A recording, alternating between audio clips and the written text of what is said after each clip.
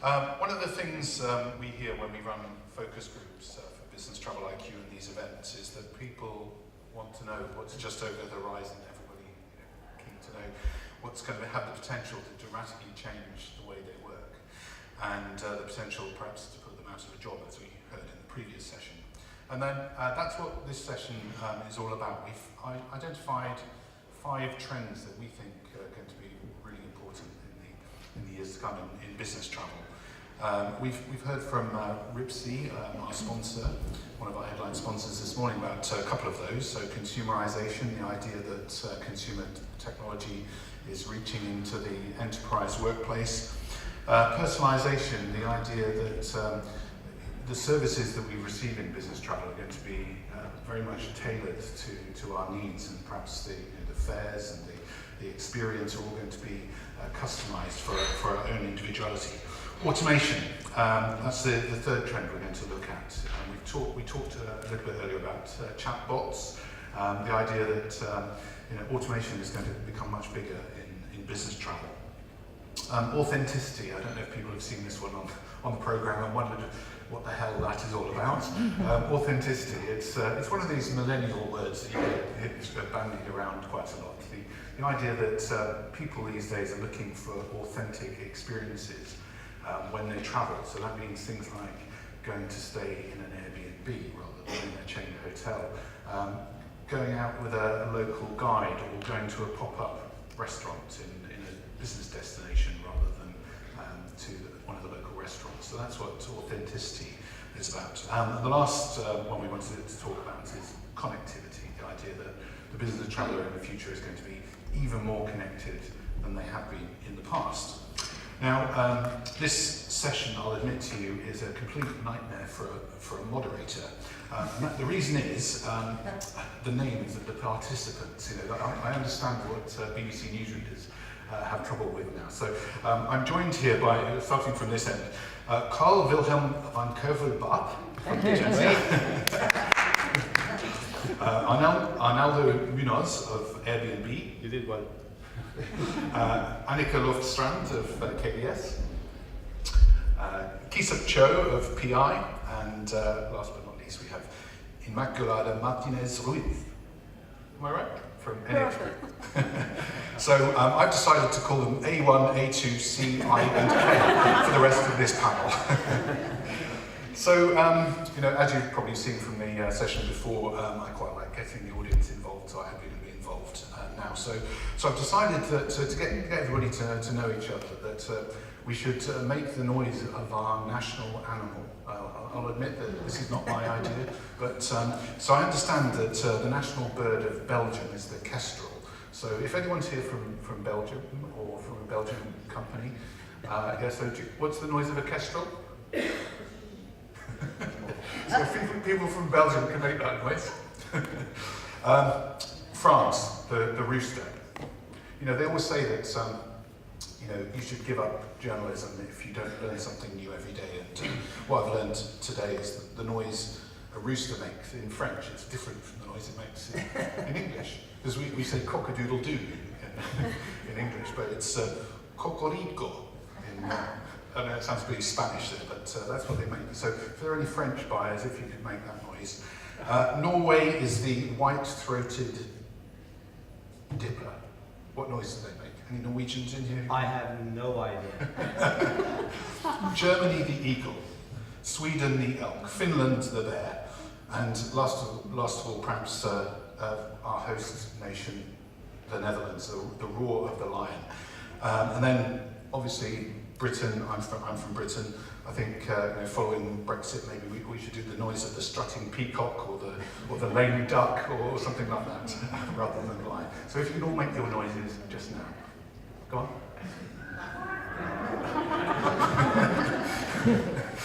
Enough of that.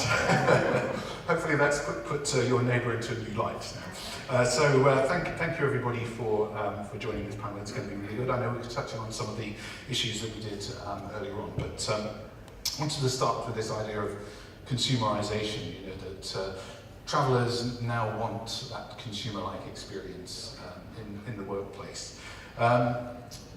It's all about user experience, isn't it? I think. Carl, would you say? I mean, people are demanding that in business travel. It's been a bit of a laggard in business travel, hasn't it? Perhaps that's because money hasn't been spent there on the investment in these things. But would you agree that it's the user experience that we should be focusing on? Yes, indeed. First of all, everyone, I'm not online all the time, but these are my notes, so please bear with me. And thanks for inviting me. But absolutely sure, you know, consumeration is something which is not new, definitely not new to us. We actually started to do consumeration since the very beginning of our company back in 2000. And it's all about, you know, the way we book and how we book. It's all about the same thing that you do with leisure travel. And we would like to have the same opportunity when we book as leisure travel. We would like to have the same solutions, the same visuality, and it should be easy to book. And clearly, it's all about providing fast, elegant solution for the bookers.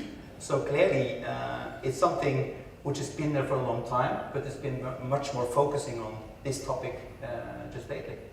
So I think, you know, obviously you've come out of the sort of Expedia house, which has obviously had a lot of experience in that. So I mean, can you sort of explain some of the ways that you've been translating that experience and understanding from the leisure world into the business world? Well, that's a good question, because 3 years ago I was part of Via Travel Norway, and clearly Via Travel was purchased by the Expedia and Egencia group, which was actually totally different. We thought that we were working for a company which was really innovative and did the right thing, but when we actually was becoming part of Expedia group, it was something totally different. Clearly, it was the way we interact with the clients. It was much more visual in terms of how we would like to interact with the clients. It was everything finding the good solution for the client. It was much more client-driven compared to what we were basically producing our own stuff, looking internally from our side, what we would like to present to our clients, rather than put it into the client side where we really could see the effort of doing something for the clients. So it was a huge game changer for the Nordic region to be part of Egencia.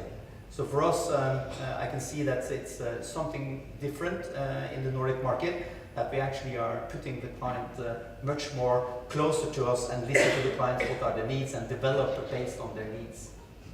Annicka, I just wondered if we could talk to you about this, because you know, some of the tools that you've been introducing in recent years, I mean, they're very much consumer facing with this whole sort of end-to-end idea. And if anybody doesn't know, they got bought out by American Express. But Annicka, I don't know if you can talk about that whole idea, whether that's been a strategy of the company, you know, recognising that trend for consumerisation. Yes, I think I agree with Carl Wilhelm. Consumerisation is not anything new in our world. It's something we've been doing for a long time.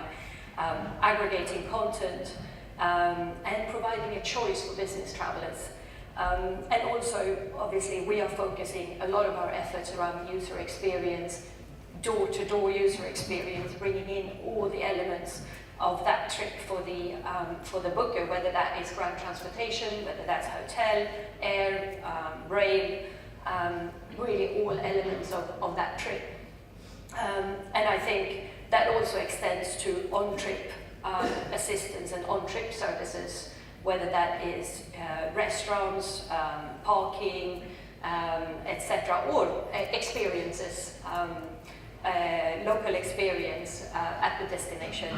But we have spent a lot of time focusing on the user experience in particular, and bringing all these elements together, so that from an end user perspective, if you want to book a Ryanair or a Transavia or Booking.com, to make all of that available alongside the more sort of traditional sources of content.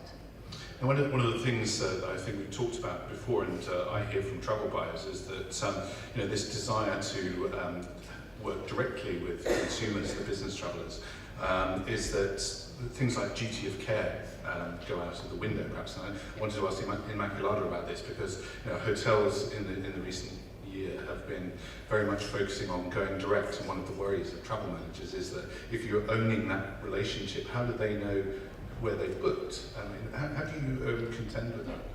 I think we already heard this morning that it's about choice. So What we want is to make to provide the traveler a frame where they can have several choices. The choice of their stay, the way they are going to arrive there, the booking platform they might be using.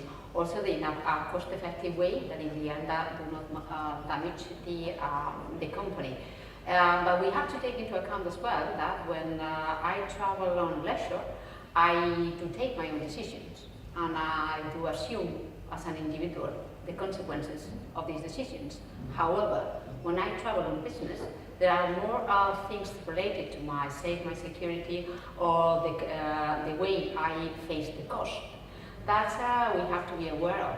So I cannot talk about the industry, the hospitality industry, as I don't talk about NH Group. And what we are not doing is trying to capture the hotels directly. What we are doing is opening every channel that might be available to reassure that it's bookable. So we are bookable, whatever channel the customer decide to choose. Because it is not, and we heard that before, it is not my choice which channel the customer, the traveler are going to select. It is your choice. So my responsibility as a hotel chain is to open our channels so you can decide. Always within the frame and respecting the travel policy. Now, Arnaldo, you probably expect me to ask this question to you as well, because duty of care, that's one of the concerns everyone always says to me about people staying in Airbnb. You know, what checks and balances do you have about people staying in your properties, and you know, because you don't control so much the experience. I mean, you know, how does that fit with the duty of care that travel buyers have to have and corporations have to have about knowing where their travellers are and that they're safe? So if you look into the way as a company we've been able to grow through the last 7 years, we wouldn't have been able to grow if it wasn't very much centered around trust. So there is no reason why 100 million people would have used us. So this is more than 1% of the total world population if they didn't trust that the experience was going to be good. So that's overall on Airbnb. Then let's come into the area of business travel. And what is that we're trying to do to adapt ourselves to the needs and the specificities of those travelers and of travel managers. So from the very beginning, what we're trying to do is to make sure that we are part of the overall system. So we're not coming here to very much kind of totally disintermediate from travel managers. So what we do is we make sure that we're getting some TMC integrations, like the one we're implementing with Amex, we've done with Concur, we've done with BCD, and basically making sure that all of that is going to be helping around the area of report. We've integrated ourselves with ISS and making sure that travel managers have full visibility in terms of what the different travelers are. So we didn't exist very much around the area business travel 18 months ago, and want to look into everything that we've done to make sure that we can be part of the system and really kind of ensure that we are complying with duty of care is implemented. That's basically has been very much our mantra and our priority through the last year and a half. Keesup, I wanted to bring you in here. I mean, you know, you work with lots of data, and is this a data issue? Is it about, you know, individual travellers sharing more about what they're doing, and you know, which they're already doing on things like Facebook and Google and all these things, and about making sure that data is private and but shared with the right sort of people at the right time? Absolutely. So this is going to be an emerging issue. There's a lot of tension amongst people who want the data and those travelers who are happy to share the data, and there's a lot of travelers who don't want to share the data. So I think we might touch on that a bit later, but you can actually argue that from a duty of care perspective, your Airbnb travelers are actually the better monitored. By that, I'm talking about the fact that when we talk about duty of care in the business travel space, it really tends to be air and hotel. And most of the time, they're not in the plane or the hotel. And that's a massive black hole. And if you think of where incidents might be happening, it's rarely in the hotel. And certainly if it happens in the plane, it's not something you need to wonder about. So the fact that a business traveler might be sharing a room with a host who knows that this person has gone to the museum or has gone to this restaurant, you can actually argue you have more visibility. That points out the fact, to your point, Mark, that that from a duty of care perspective, or just even a traveler experience perspective, if you knew more about the purpose of the trip, what they were doing in between leaving the hotel and returning to the hotel, you certainly could make that traveler experience better and certainly do a better job in terms of duty of care. We talked in the session before about whether this was an age thing, whether it's about millennials. I don't know if, Annicka, do you think it's an age thing? No, I think it's as mentioned earlier, I think it's more an attitude thing. I think the general environment is changing. It has nothing to do with age. It is development more than anything. And I think that people are getting more and more used to have information at their fingertips. There's more information out there. There's more choice out there. And people also want to make the booking from everywhere, really, whatever device they prefer to use. And I think that's something we all have to adapt to. Yeah. Do you think startup companies are coming into this space because the user experience is pretty poor in business travel? And they've been slow to introduce consumer technology, as I said before. Do you think that's just left a gap open for that, and that perhaps they'll come in, disrupt the market, but then ultimately be bought by one of the big players?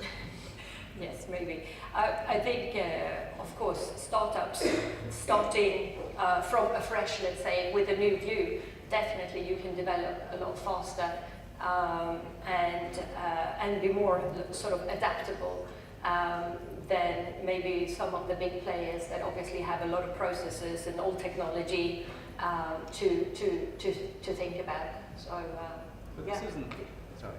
So, no, go ahead. It's not really just a travel issue, by the way. The consumerization, which is always started here, there's a gap between what happens in your personal life and business in virtually every single business area.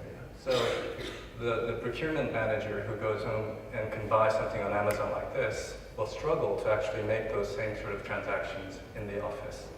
The lawyer who can read from his Kindle or listen to books on tape will not be able to do the same thing with case law. So there's a lot of gaps in all sorts of areas. And in some ways, the travel has been the most aware of this and been working at it. And hence, all the startups we talk about, the companies that's trying to apply bot technologies and so on. So we're going to see a lot of change here, certainly. But I think the next stage isn't really choice. Because to be honest, I actually don't want any choice anymore. I want curation. I want something that understands me. Not necessarily personal. I actually don't want them to know me as a person, but to anticipate what I want and actually give me my itinerary, which is optimized for the factors that I want. And I just want to then go do it. It's kind of like having a personal trainer. You don't really want to go in and tell your you don't want your personal trainer to start the session saying, okay, today you can do 10 push-ups, this or this or this or this or this or this or this. And then I have to go and some other thing to say, okay, well, 10 push-ups is 4.5 stars, and this one is 3 point. I don't want that. I want it to just tell me, today you're going to run, and then you're going to do some weights, etc. That's what I want. Arnaldo, I know you wanted to come in on that. Yeah, it's just that we keep talking about startups as if it was very much like a potential solution. And I guess the problem is that most of the companies which we kind of playing on the business travel world are very much caring about the area of infrastructure, data safety, data integration, and so on, which is only one part of the pie, but it's an equally important part of the pie, which is the user interface and making sure that you're very much kind of customer-centric. And that really, it's very much about being lean and being very much thinking about the business traveler, what is that she or he needs, rather than it is about the startups. I think it's very much like a vision on how is that you need to be focusing in development of technology. Traditionally, it has been around the area of infrastructures. It should be much more focused around the area of customer use. I just want to move on to personalisation, sort of picking up on your point, Keesup. And Carl, I know that Egencia talks a lot about personalisation, but one of the big barriers of that is that a lot of people think that personalisation is a little bit creepy, actually, and they get worried when adverts follow them around the internet and reveal their darkest secrets. I mean, what do you say to that? interesting words around creepy. Knowing that, I must admit, when you do my Facebook and all of a sudden you're touched into hotels.com and all of a sudden you get an advert on in your Facebook that which is actually this very same hotel that you just looked into, that might sound creepy, but if you look about personalization and customization, it's very often that you tend to end up discussing in terms of implementation of a customer logo or travel policy, etc., because that's the way we think of customizations today. But it's much more than that today, because each one of us are travelers, and we discussed that actually when we started off walking in there, that we as a traveler, all of us are travelers, and we have our own needs. And it's all about adapting those needs to what you really would like to have while you're traveling. Is it the information you got right on your app? Is it the wristwatch that we are currently launching an app on, so you get the information there? Or how do you want your information while you're traveling? And if you go back in history and look at Amazon, for instance, they've done it for years, and I would say it's not about creepy at all. It's added value to us as a traveler, that you actually get notification about what you could do or what you probably are interested in due to the fact that you already looked upon certain opportunities. So for me as a traveler, I would definitely support the information that I got, even though it could be overloading. So it's all about also narrow down to find the very best content that you have, so you need to have the search ability to find that. Inmaculada, I wanted to ask you about this. Is it all about the business travel wanting recognition and the related thing of loyalty programs? Yeah, I think it is not all about recognition. It is a bunch of things behind the recognition, because I don't think it is all about us. We want to be recognized because we are individuals and we want to be treated like individuals. But I think that it is also about efficiency. I mean, depending on the data sophistications that we have, we can go deep into the personalization side, and we can provide all across the booking process or the selection process, something that help the traveler to enjoy full experience. I mean, since we can provide different channels of bookings, we can gather information to know if it's a sportman or a sportwoman, and they want to know beforehand what is the running circuits in the city. Or if we know that, whatever the data we have, we can prepare it in advance to deliver a full experience. And I think it's about that, because if I know beforehand that I have 5 minutes to walk, and even if it's at 5 o'clock in the morning and the gym is open at that time, I will be more efficient. Because if not, I have to go downstairs, ask for the timetables. So all about the experience. If they know when I arrive that I don't drink alcohol, perhaps it's much more, I would be really surprised, and I would be really pleased if I don't have whiskey in my room service minibar. Or if I don't eat meat, that's all about my menu in the room, or that I can have messages where I do have the food that I want to try during my stay. So we can provide a full service. Whatever the question here is, how deep we want to go through personalization, because it is not a cheap thing, let's say. So it's about cost as well, and how far the traveler wants us to go into this personalization without feeling that we are getting into the very privacy, let's say. So how far do you want us to go? This is the question. Annicka, I wanted to ask you, do you think travel managers should be worried about this level of personalisation? I think there are travel managers that are worried about personalization, and depending on what that is. I think some travel managers might feel, and some of the ones I've spoken to, feel that suppliers are trying to upsell or push services that are not necessarily within the guidelines of the travel policy. But I think that there's a lot of good opportunity with personalization from a booking perspective. So for instance, instead of providing a lot of choice, we can actually we know what your previous trips are, where you usually go, etc., and can provide recommendations around that. For instance, knowing where you live, we can give you an option on booking a taxi as part of that trip as well, and other services around that trip. So I think as long as it's within the sort of guidelines and control of the travel policy, I think most sort of from a managed travel program at least, travel managers feel okay with personalisation. It drives efficiency. Yeah. Do you think the personalisation should be actually done at a corporate level rather than an individual level, Annicka? I think it's a balance. I think both, but I think there needs to be a balance between the two. What do you mean by that, Mark? So you know that obviously at the moment we can get preferred negotiated rates in an online booking tool, which is at the corporate level. Do we need to go beyond that? Because as you say, it might be an opportunity to upsell and go beyond the budget that the travel manager has set. Do you have any thoughts on that, Keesup? Yeah, so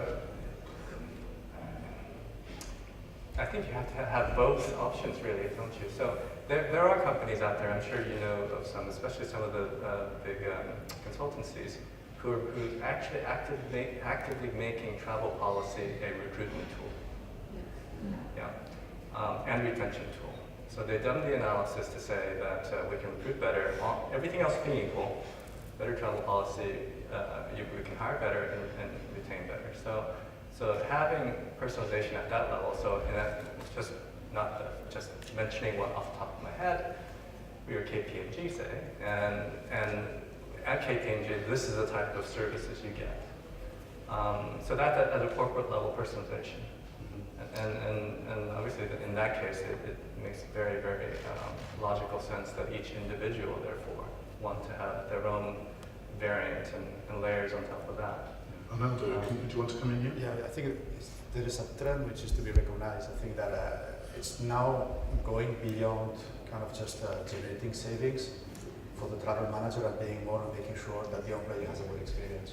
And if I look into some of those top consultancy or top technology companies in the States, travel managers are very much kind of requested to make sure that the experience while traveling is a very good one.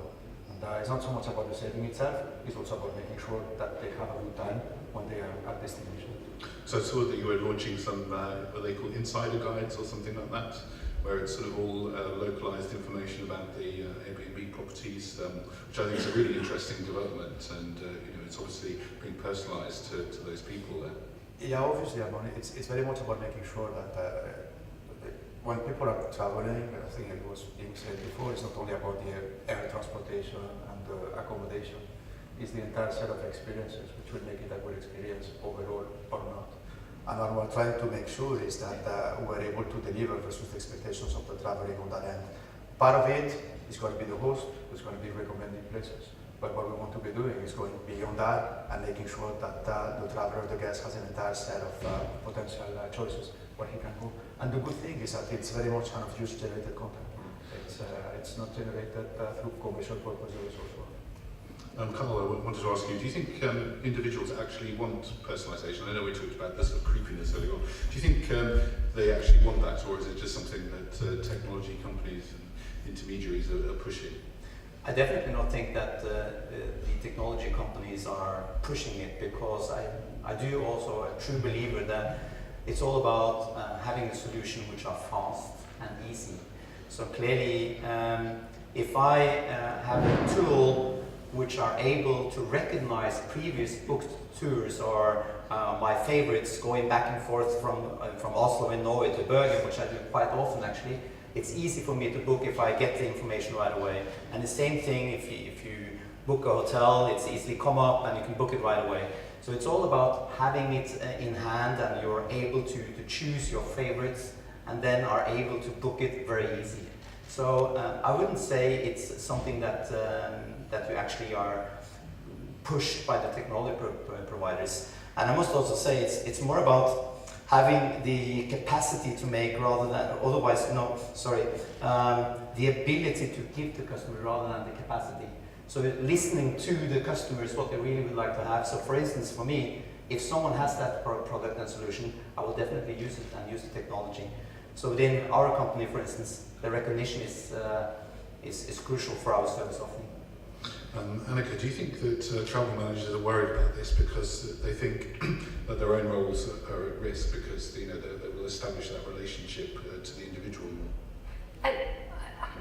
I don't know if the role is at risk, but I think what creates a nightmare for travel managers is that they have approved a certain cost, or there is a certain guidelines around what the cost for a hotel room should be, for instance, and then maybe the user then has been influenced. You can upgrade to a better room or a better service, etc. And at the end of the day, that cost of stay has increased by 30% or 40% when it comes back with his expense, doing his expenses. I think that is creating a lot of frustration, and I think also from what I've heard at least, I think travel managers also, in terms of airlines trying to retail, trying to upsell services and additional services, it's not always that the company want the users to pick these services, because maybe it's not necessary to spend another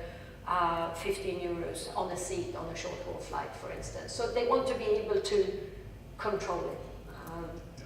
And of course that's important from a travel management perspective, to understand what the cost is. And I think we might create a much more flexible environment within the travel policy, because but it has to be an environment, because if not, in the end we have to go back to the finance department with the travel cost, and this is an issue, because all our companies has to be profitable, and there's a bunch of money behind travel expenses we all have to control. Keesup, I just wanted to ask you about privacy in all of this, because some individuals will give up their privacy to have better personalised services from the likes of Facebook and Google. Will they be willing to do that in business travel, do you think? So will they have the option to do it is another question. So let me ask the business travel manager. So how many of you actually have access or are given access to your travelers' itineraries, their calendar, basically, whether it's Outlook or Google Calendar or whatever? Yes? One. Okay. So do you use that in terms of planning and optimizing that corporate travel? Because presumably, I'm sure you do the same as I do, which is I have my business lunches in my calendar, business dinners, or various meetings, and if I'm having a meeting at an office, I'll have that address in my calendar, etc. Right? So how does that factor into that travel planning? Probably not very much at this stage. So it really depends. I think most people now are aware that you're making a trade with Google, Facebook, etc. There's a commercial transaction happening for the use of their platform, and that they're monetizing. So that's understood. And I think what's going to happen increasingly is individuals, probably starting at a personal level, consumer level, will make a decision of whether the value they're getting is worth the compromise in privacy. But there's technologies coming which is probably going to deal with this in a much more fundamental, profound way. I want to move on to this idea of authenticity, which we've talked about earlier, and Arnaldo, I think you'll want to talk about this, and the related concept of pleasure, which is an awful word, I hate it.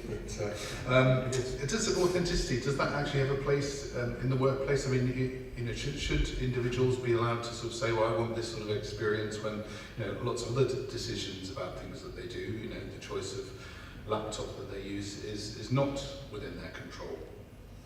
So I guess let's wait to see what is that customers say. And I think that if you look into GBTA data, basically what they recognize is that 15% of the business travelers, when they travel, they just want to make sure that traveling for business is consistent and compatible with having kind of a personal life or being able to live.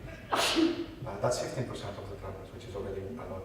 Then you have 10% of the travelers who, when you ask them, hey, what is that is one of your main drivers when I'm traveling, what they say is just sharing with my colleagues. So you have 25% of the employee population that when they travel, they're looking very much into living, not only kind of working, and not only being focused around their business life. So the reality is, do we really want to be running away of that primary driver of those 25% of the employees, or do we really want to make sure that we are satisfying them? Especially because in many cases, again, when you look into consultancy firms, or if you look into kind of developers, technology teams, that is very much like the core of the employees that you're going to be having to deliver versus. So I don't think you have the choice or the alternative at the very end. You have at least 25% of the employees, and then we can talk about the rest of the employees if you want. But at least 25% of the overall employees who travel for business, they really have that level of expectation in terms of what is that they want. So given that this big percentage of people actually want this, Carl, what are you doing to give them access to this sort of content? Well, first of all, content is everything. If you are unable to provide the travel solutions that our customers would like, we will probably be dead pretty quick. So if we are unable to deliver it ourselves, we are partnering. So for instance, for us, making our app, it was crucial for us to present an app solution where Uber and CityMapper was part of it. Even though it's not ours, it's definitely added value to the service to the customers. So for us, it's really, really important that that content is what the customers really would like to have. Annicka, from the online booking tool perspective, should you be offering more of this sort of thing, given that there's demand for it? Yeah, I agree with Carl. I mean, we have to include content that customers and corporate clients wants to use. Absolutely, that's part of our job. Do you think one of the jobs though of people like you is to actually deliver better filtering and search of that, because you have hundreds of thousands of hotels and different alternative accommodation that we should be doing more to help the individual find what's right for them? Well, I can talk about what we do, and we actually do narrow that down and provide a recommended door-to-door trip to users, filtering all of that content already, and the recommendation is based on the personal profile and the corporate guidelines and etc. So I think that is already happening today, but then bringing in also all the other additional content, local information, on-trip content, and destination information. Absolutely, I think that's. Inmaculada, I wanted to ask you about what NH is doing, because obviously this is a challenge to your existing model. Are you recognising this trend, and what are you doing about it? Well, and as I mentioned, it is a fact, this is reality, and what we are doing is trying to optimize all our channels, providing relevant data to whatever channel requested, because in the end, as I mentioned before, we do not have the choice to tell the traveler which is the channel where our data will be more, let's say, reliable. So our responsibility is to secure that we are bookable, and that the data that is surfing everywhere is the data that will add value to the customer. That's what we are, and to the traveler. That's what we are doing, without changing the strategy, just adapting to the new way of customer experience and customer behavior. Keesup, I wanted to ask you about the data aspects of this, because individuals are going to book in these new exciting sharing economy type experiences, but how does a travel manager keep on top of that if it's not within a booking tool or through a travel agency? It's not easy, actually, but so one way to do it is to have an agreement with companies like Airbnb for data sharing, and there's a lot of steps to go through to make that happen. But there's no reason why that data plus Uber data and other data that's outside of the normal TMC end-to-end process can't be part of the holistic data that the travel managers can see. And in fact, it might be even more timely, potentially real time, and richer. So, so I think it could actually be a massive positive rather than something a real challenge. if I go back to a little bit on the personalization, I think there's a little bit of a misunderstanding of where this is going. So it's not that they know me as a person and my personal preferences. I think, for instance, I don't think I've ever got a survey from a hotel prior to checking in, like 2 or 3 questions. And with those 2 or 3 questions, it's not about, obviously you can't know me as a person in full, but the whole idea of this big data and the AI analytics that we're working on is you don't actually need to know that individual. You just need to know massive amount of profiles of like people so that you can start steering them. So it's not, so this curation is not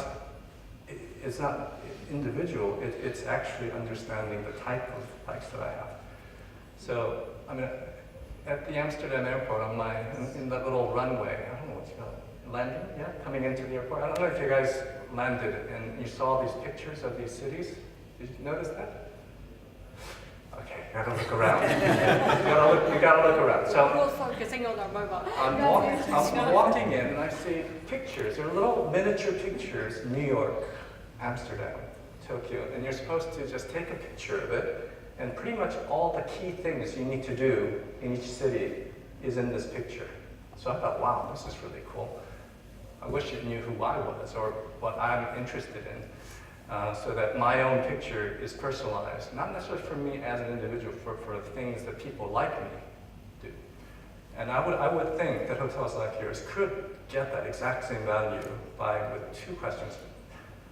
In the same way. So imagine if it was just like so what we want to do in all of these experiences is minimize the transactional friction, right?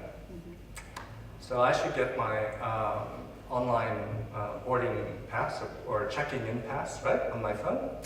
So the actual transaction of going to my room, opening the door, checking out is frictionless.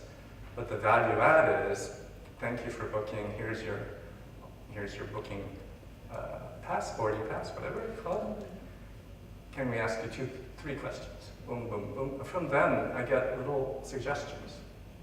So, for instance, I love art, so you're staying here, there's museums here, 3 minutes walking distance. It's these are easy to do, actually. So I have to smile because I think you're describing the relationship between Airbnb guest and the host. When they're coming in, it's kind of, hey, I'm interested in restaurants, I'm interested in bars, I'm interested in whatever it is, and then the host is providing that personalized information. And I have to say that it seems very easy when you're talking to those customers because most of the times we have the data. Yeah. But when we are talking about business travelers, we most of the times we cannot reach them because we don't have their contact details. So in this hotel, and I am not going to ask the question because I know the answer, but most of you, if we have our contact details, have received previous to your arrival an email from our guest relations saying, what can I do for you to make your experience and the NH Well, that's why there has to be a trade. You have to give something. If you give me a little barcode with which I can actually open my doors and do all sorts of stuff in the hotel, pay for things, etc., whatever, and go straight to my room. For that convenience, I might give you some information.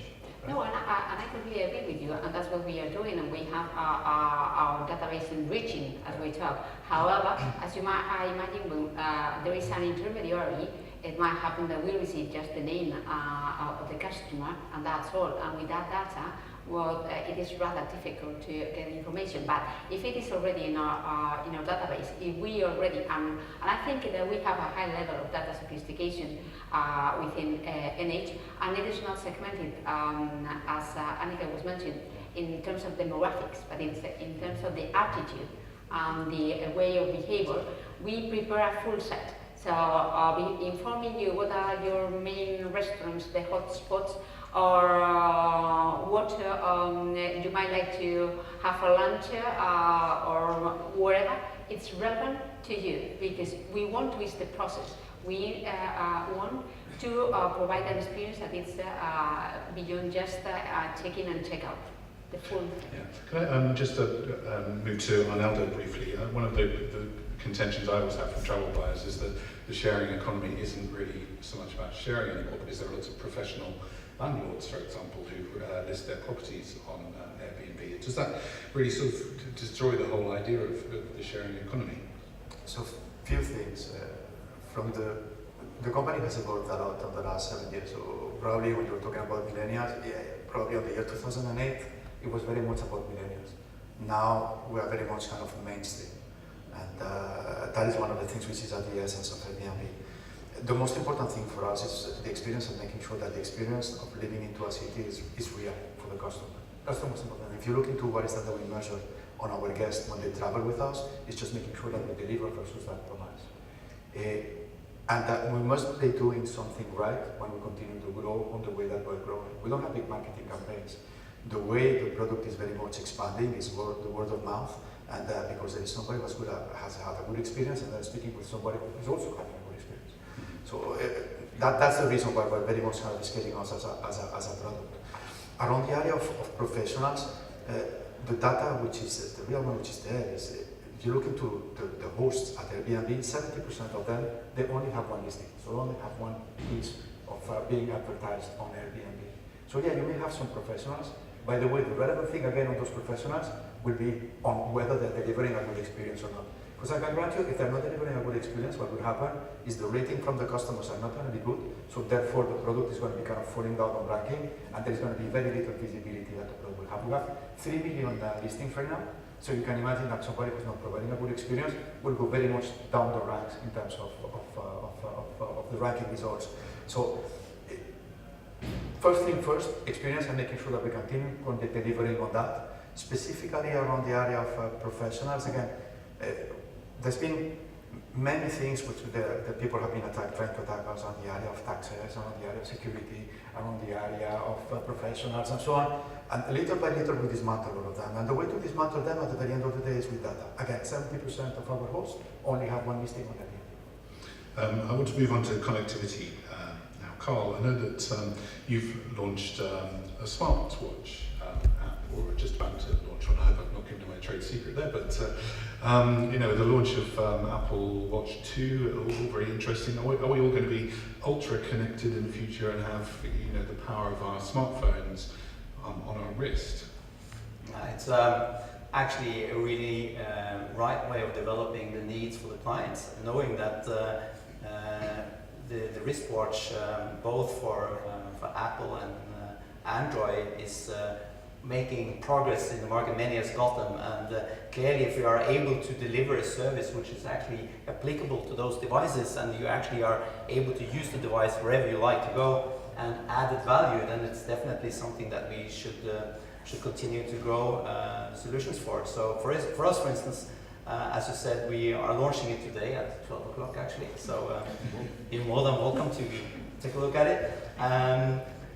We think it's more than just a gadget, because it will guide you along the way, step by step, give you information where you are and what type of information you need, if you're close to the gate, how far it is to the gate, and if it's delayed. I mean, it gives you messages, and it's easy to use your wristwatch rather than to use the mobile app instead. So clearly, I think it's only the beginning, and I think it's extremely important for us as a TMC to be able to provide the same solution on all devices.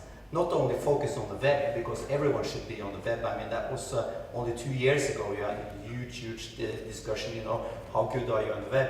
And then the next step was, how good are you on the app? And do we actually do bookings on the mobile app? And everyone was looking at, are you going to do bookings for air on the app? And now you're looking at people and saying, are you not doing it?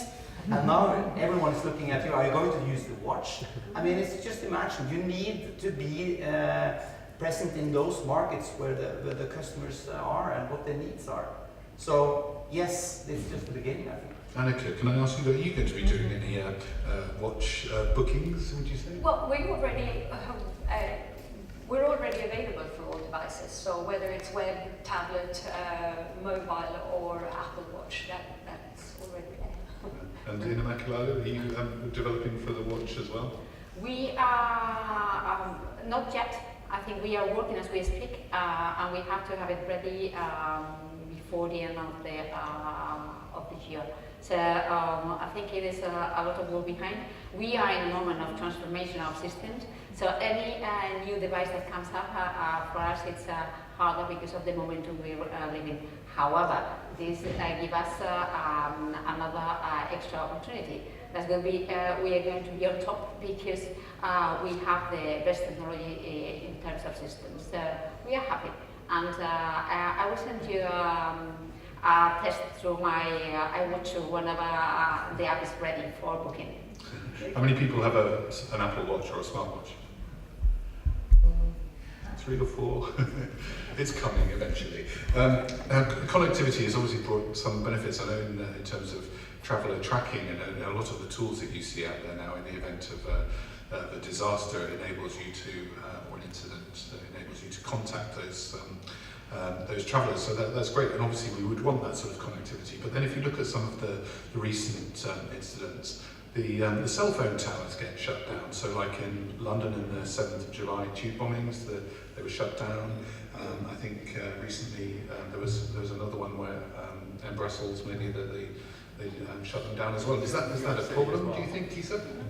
Yeah, New York City, they shut down the tower. And in fact, the second device has a cell phone attached to it. So that's the norm these days. So if you're trying to reach your traveler through telephone or text, that's not going to work.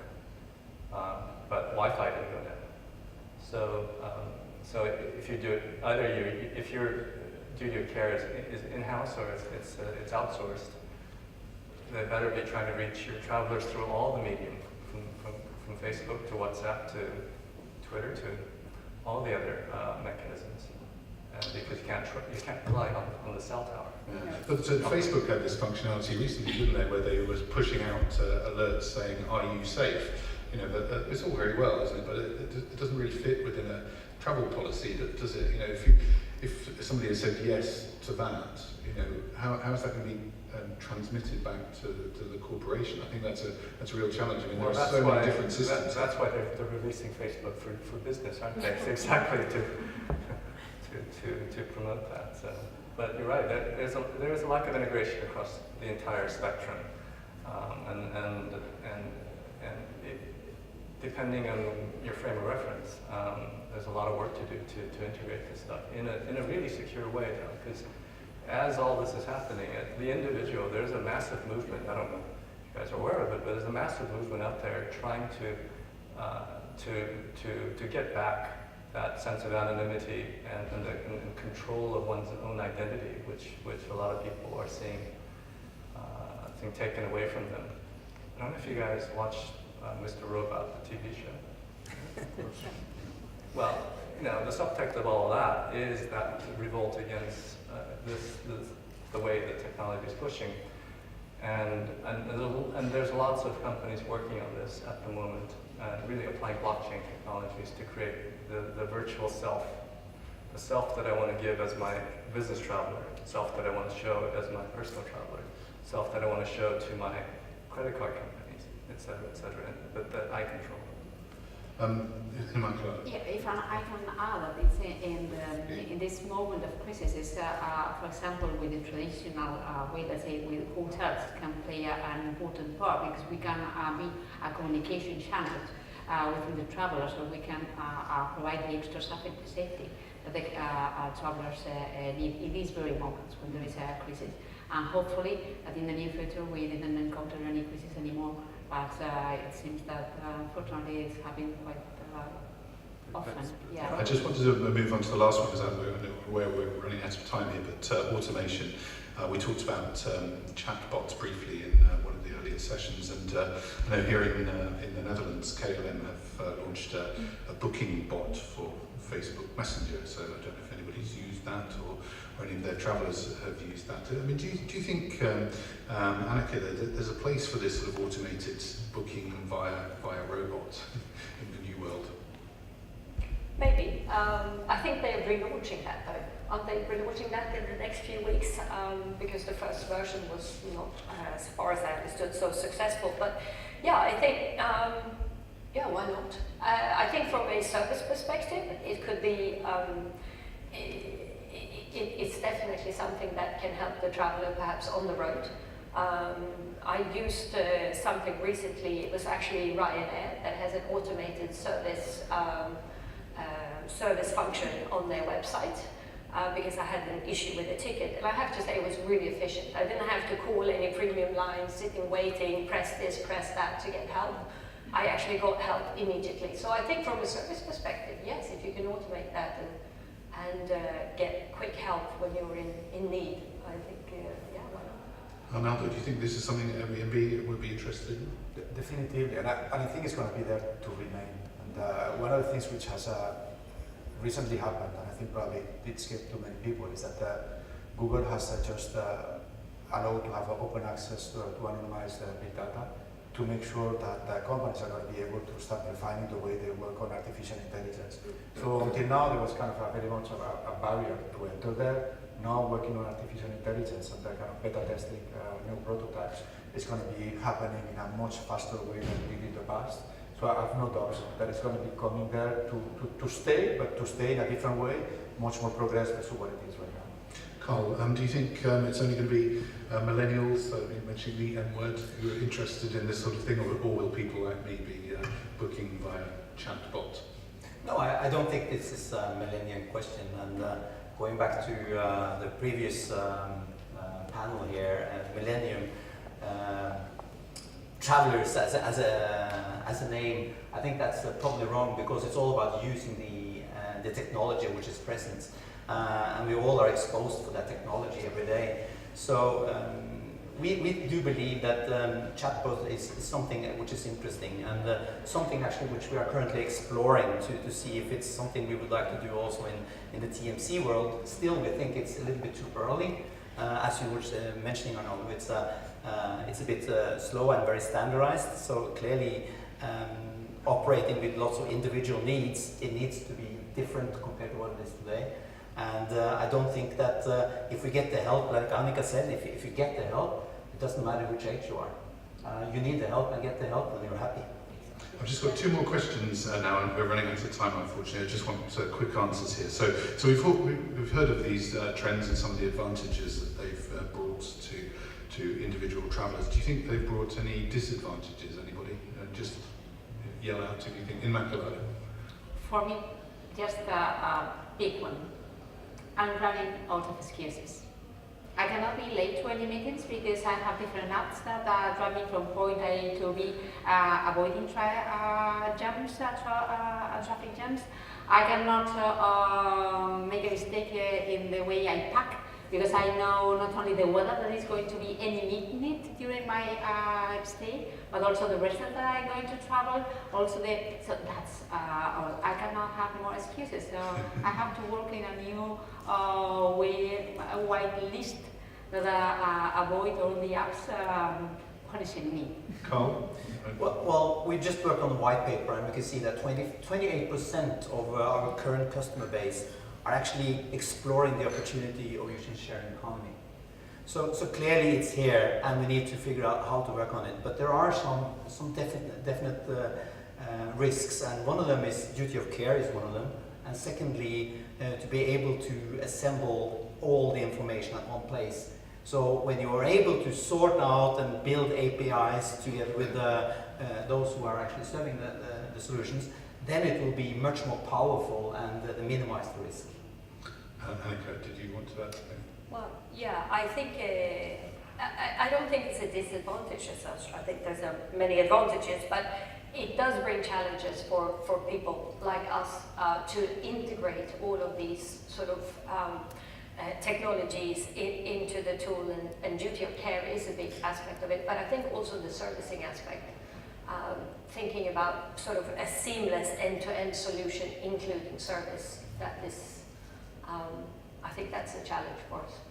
I just want to go on the last one here, because I know we're being held away from our meetings, but what trend haven't we mentioned in these five, would you say? Arnaldo, is there a trend that you think is going to shape business travel in the years to come?